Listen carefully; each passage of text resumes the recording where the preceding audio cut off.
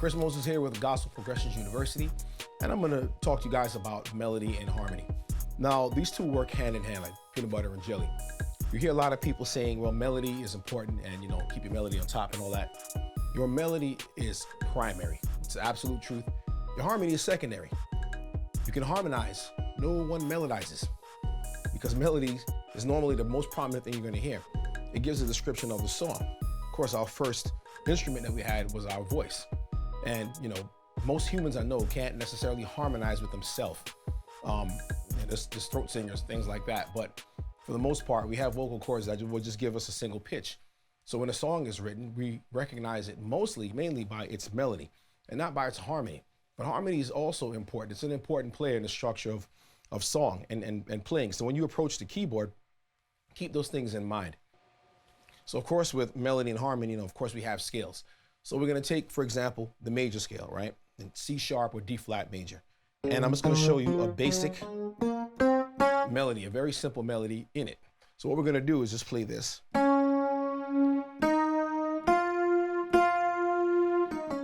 It's in D flat again.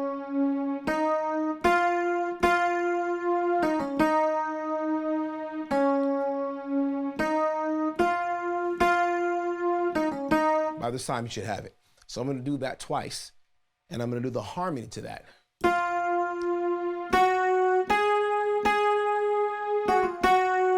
Okay, so this is going to be twice, and this is going to be once, and the third time. So I'll go ahead and I'll play the melody over the harmony, over the first harmony, because I'm going to show you 3 of them. There are many that you can do with this. It's very simple, but just understanding we're just going to stay in the key of C sharp or D flat diatonically. And diatonic just means that we're not leaving D flat, no sharps and no flats, no extra flats or extra sharps. So first chord.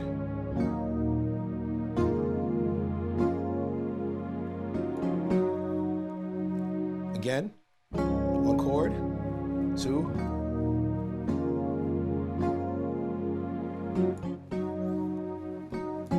All right, now that you got that, let's take that and do it one more time.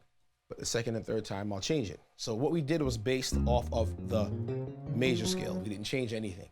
So now we're going to mix the major scale or approach another scale that has the same chords. I shouldn't say mix because it makes it sound like I'm playing 2 scales at the same time, and I'm not. The melody harmonizes with the chords, and the chords come from the scale. It's just the inverse of actually playing chords and then playing a scale over it. So what we can do here, we'll do the first chord we know.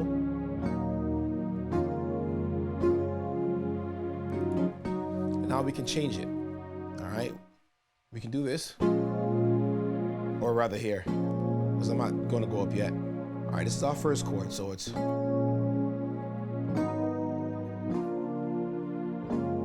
right. So what I did there was this. We're still in D flat, right? But instead of playing the 1, I went to the 6. So now I'm at the 6. I know I'm going to end up eventually at G flat and just turn around and, do the same thing over and over again. And G flat being the final chord. So D flat major and G flat major are only separated by 1 note, a half step. G flat major is going to have the B in it. D flat major is going to have the C in it. So sonically, your ear, you can kind of mess around and kind of fool a person's ear a little bit because technically you're really jumping in between that 1 chord and that key to jump over to the 4th. To jump over to the 4th, which would be G flat. We can take that 6 chord, that would be an actual 1, 2, 3 chord in G flat. This is why I say think scales and not keys. You can think of keys, of course, but scales are important because it shows you in relation exactly what chord you're about to play, or you can play, what your possibilities are. All right, and that's where we could put our melodies on top of it. So we still have the same melody here. All right, and then now we're gonna go to what would be the 5 for D flat. Now we go here. So remember, we're not doing this. All right, we're doing this, or throw some color in there, right? We're doing this. to go to our 2 chord for G flat, because the 1 for G flat is always going to be a major. Go here, and then we can alter the 5th chord. The 1 now is going to become the new 5 of the G flat, and we're still keeping true to the melody. So it's first note, our 2nd note here, and then we can go, and this matches.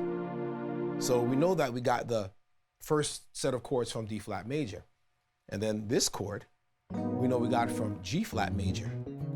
Where in the world does this chord come from? Well, many places, but one I can think of, one scale we can actually use, or where that would make sense, is our D flat diminished, or C sharp diminished, right? That's where I got that from. There's 1 major in there, so. All right, so we go here, and I use a diminished because, or I can use another scale. I can use, like I spoke in that last video, I'll post it up here as the super Locrian, to go back to the 1, okay, or the altered scale, but we're not going to do that here. I just want to show you where I'm getting that chord from. That comes from a scale, okay? I just didn't, well, sounds good. I mean, you could do that too, but it would make sense because now you say, all right, I have this option, I can do that. I have this option, I can do that. There's several things you can actually do that would make it a part of a scale where it actually works, okay? Because in this scale here, we have our dominant, okay, for C sharp. That would of course resolve right back to F sharp or G flat, right? But in this case, we just play this sound, this here, taught another video, the flat 9. Your flat 9 works very well to resolve, okay? You can do this, and it resolves really well. 7 with a flat 9. Of course, you'd want to keep, again, true to the melody. All right, so either this or this. But we'll talk about that a little bit more in a second. So, and then we resolve. So now for the last chord progression, we're gonna walk up now, okay? So remember, like I said, I'm gonna invert the melody or do a harmony on top of it. So it would be this. You can think of it as being on top or just changing the melody. Either way, it matches what we originally came up with, okay? So now we're gonna move from the 6 now. We're gonna go back to the 6 again for D flat, all right? Now we're switching around back to go to G flat, okay? We're taking a major 9, the 4th chord, and making it a major 9 chord, all right? Still with the harmony, all right? And then now we can just resolve it here. All right, and just embellish it with something like that, so it would sound like this.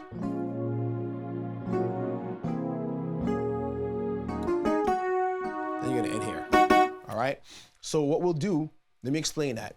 We know this. We know this could either work for the 3 for G flat, or the 3 for G flat, or the 6 for D flat, right? F sharp or C sharp. Right? So now we go from there.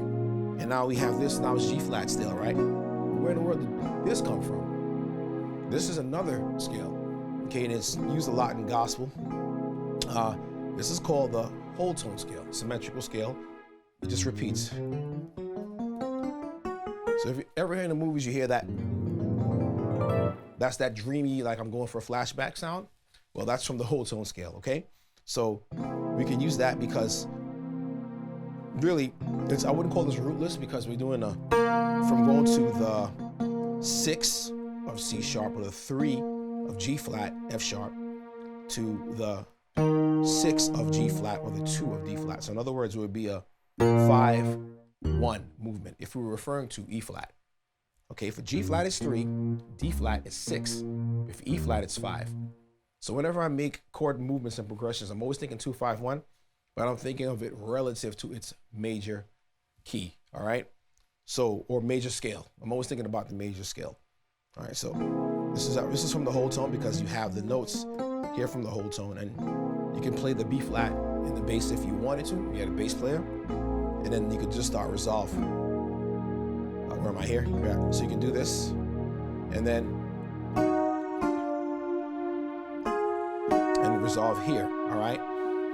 Or you can just resolve at the 1 if you wanted to. 1 of G flat being F sharp, G flat, all right? So now where I got that last scale from, or that last chord, all right? We said we did the, our major, and what would be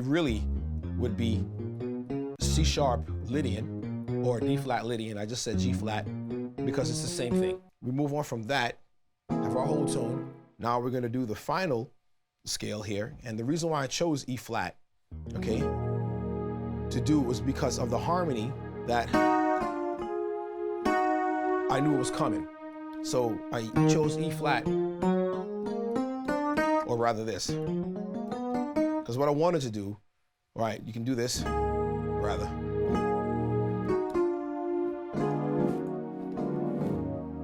All right, we can end it like that because those notes comes from this scale here, which is called the E flat harmonic minor. So it's basically just like the E flat minor scale, but you have what's called a flat 6, would be C, in E flat major, flat 6 B, D, and E flat. So where we're going with that is to do that harmony. Or, all right, so or. So we have a diminished, that resolves right back to here, to the E flat, okay? Because of the, or rather, that was a different scale. The E flat harmonic minor scale. What you want to do is learn your melody first, and then learn the harmony. Anytime you're hearing a new song, the first thing you'd want to do is learn the melody. It's the easiest thing for your ear to pick out. It's most natural for us. Then you learn what possibilities will go with that. Knowing your major scale, well, you know you're going to have, certain notes that would go with that particular note in the major scale. And then you match them up. So that's how you use your melody, and you'd match it up to your chords. Then, now you can take what other scales that you may know with the same melody, and you can reharmonize. You don't want to reharmonize the entire thing, because then you're kind of changing the structure of the song, and people might get mad at you, like singers or whomever. But you have some options for color and some options to add to what you already know. Because the problem is that a lot of beginners, they'll learn the chord progression, right? Okay, so it's 1, okay, 2, 3, and 4, right? So they'll play the song and totally disregard the melody. It's like, that's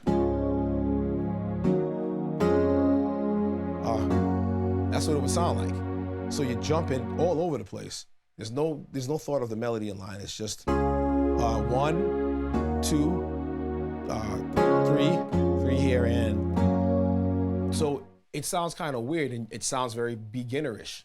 And then people move on from that, and then they'll go start learning, go to YouTube, and start learning very complex chords because they're doing everything backwards. Instead of building on a foundation, learn the hard stuff so you can sound good in front of your friends and all your people. Then you come in and you just abandon the melody, because now you start to realize, oh, these chords work other places, but melody doesn't mean anything to you. So you just say, hey, I sound good and I'm getting a lot of compliments. And then you don't bother learning scales, because why not? Why learn scales? It's useless. Who cares? That's what people going to music school. And then now you hear something online, you're like, man, that sounds really cool. I want to learn how to do that. Not knowing that you already know how to do it. And I know that because I'm talking about myself. I've been there. I learned a lot of things that I didn't realize I was abandoning the melody. So remember that melody is king, melody is the emperor, it's primary. And everything else comes after. I would say harmony is secondary. Harmony is like the vice president. Harmony is like the apprentice to melody. Thank you for watching. And if you want to dig a little bit deeper, you want a little bit more musical goodness, go check out my free guide at gospelprogressionsuniversity.com/Gospel Keys Pro. It's called What Do Pro Musicians Know That You Don't? God bless you, and I will see you in the next video.